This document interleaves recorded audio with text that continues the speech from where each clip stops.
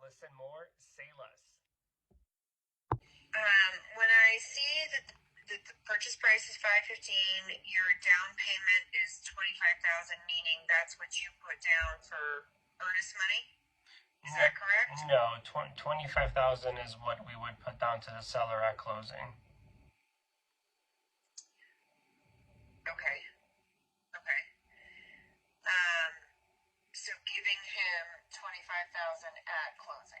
Yeah, 25,000 plus an extra 2.5% to help cover the seller's agent's commission, and then we would cover all the closing costs and transfer taxes. Okay, and what if my listing agreement is 3.2%? I would have to go back to my capital partners to see what we can work out. I would have to go back to them and let them know that. Okay, yeah, the commission rate is 6%, but obviously that's the co-op. Yeah. So 2.8% was going to go to the buyer. Right. Okay. Just so you know. Okay, so he would get at closing the 25,000, and that would be pretty much a net, not including his commission cost and as well as his closing costs. Right. So he would walk away with 25,000, and then if we were to give 2.5%, and then if he were to have to pay the extra 0.5%, but I would go back to my capital partners to see what we can do about that. To see if we can either come close to the 3.2, or maybe we can meet halfway down the middle. I would just have to go back with them and get that approved. A lot of times I am able to get that approved. It just really depends. But that's something I can definitely go back to them once we're pretty concrete that you guys are interested to move forward with it. So that's something that you guys would be interested. I'd be more than happy to go back and say, hey, this person is serious about the offer. They're interested in moving forward. Can we get the agent's commission up to 3% or so? And then that's something I can do for you. Okay. And then my next question. Sorry, hold on one second. Sure.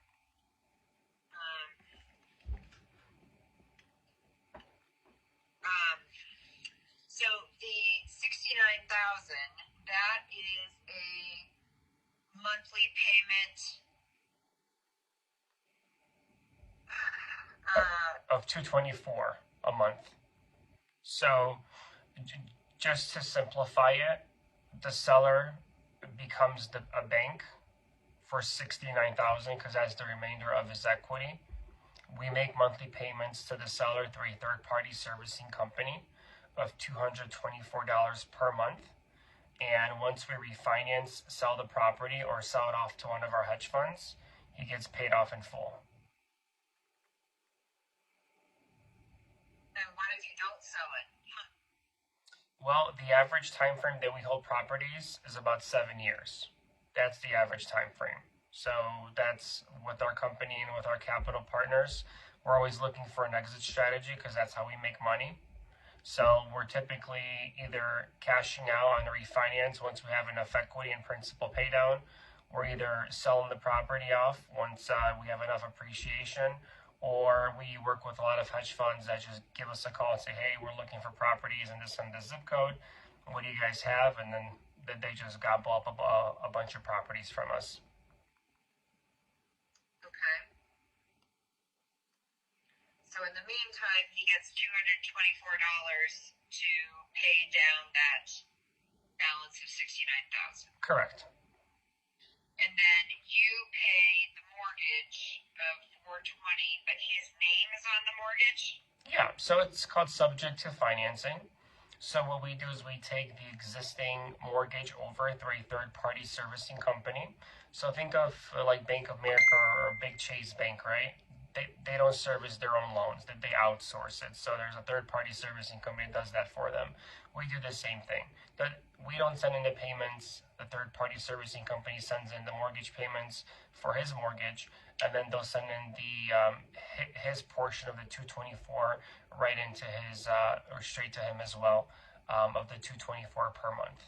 So they would be the one that are going to be taking over the accounts, making sure the accounts are paid up, and making sure that the checks are going out every single month. Okay. But he's able to buy another house? How is that possible? Yeah. So it's actually very simple.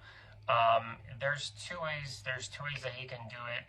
If he's looking to purchase another house right now, we have a special lender that specializes and understands subject to financing, and he could get him pre-approved with eliminating the mortgage payment off of his debt to income ratio. If he wants to buy a property down the line, we can also get him pre-approved based upon us showing that a third party is making payments and not him. So we just have to prove that someone else is making payments and not him. Okay. Which will be very we use Westar, or we just or the title company has their own servicing, and they set up servicing for us at the time of the closing. Which your seller is notified as well, and he sees everything. He sees all the paperwork, so everything is all done through title and escrow. Okay. All right. Well, I will try to talk to him about this and see whether he's open to it or not. And then, so do you do an inspection and everything? Yeah, it's actually very easy to work with us. So we're always looking to close under 30 days unless the seller needs more time to move out or live in the property a little bit longer. We're very flexible with that as we are investors. So what we do is we will typically do like one or two inspections. We'll have one of our capital partners come out there, take a look at everything. We typically just look at the major things such as the roof, the water heater, and the HVAC.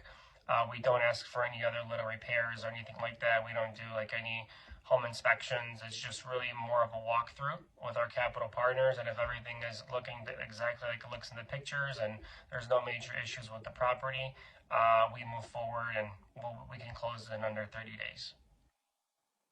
Okay. Okay. Well, I will give him a call and I can give you a call back tomorrow.